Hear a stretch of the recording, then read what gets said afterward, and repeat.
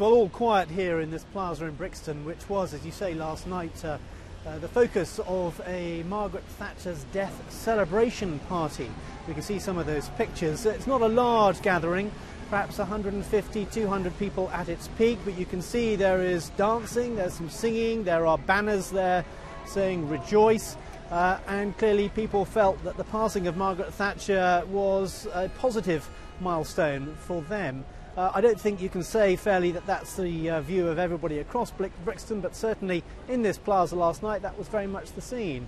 After this party moved on from the plaza, there were some tussles with the police. There was, say, the police, some vandalism, some graffiti, but there were no arrests directly linked to this party. There was a little bit of shoplifting, a little bit of window breaking, but it's not thought that was directly linked. That was more opportunism. This morning you can see, well, all quiet, the Ritzy Cinema, which was the focus of some of the protests. It saw masked demonstrators climbing up and changing some of the wording on the front of the cinema, which was advertising the upcoming films. It was changed to say, Margaret Thatcher's dead, equality is the key. And today we've just got a little bit of graffiti left before it's cleared up, and it has to be said the cleaners have been coming round here. You snatched my milk and our hope. Thatcherism equals evil. Those are some of the sentiments being reflected here last night.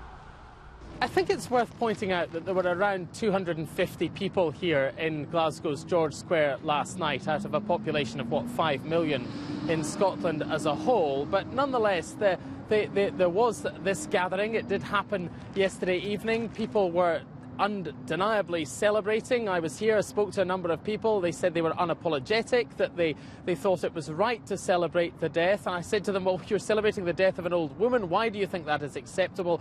And the answer came back, because they say that she destroyed what they believed in, and they feel, the protesters who were here, that she undermined in some sense the society that Scotland stood for. Now, of course, you find other people in Scotland who disagree with that, and although people have pointed out that the Conservative Party has suffered a collapse in recent years in Scotland, it's reasonable also to point out that that did not actually happen during Margaret Thatcher's time as Prime Minister. Of course, there was not a huge amount of support for her in Scotland by any stretch of the imagination, but the complete wipeout of the Tories didn't occur until 1997 here. So a controversial legacy, not least, I suppose, because this city has so much in its roots as a socialist city. And what Margaret Thatcher did, and even her enemies acknowledge this, and Ed Miliband, the Labour leader, acknowledged this yesterday, was she managed to move the entire centre ground of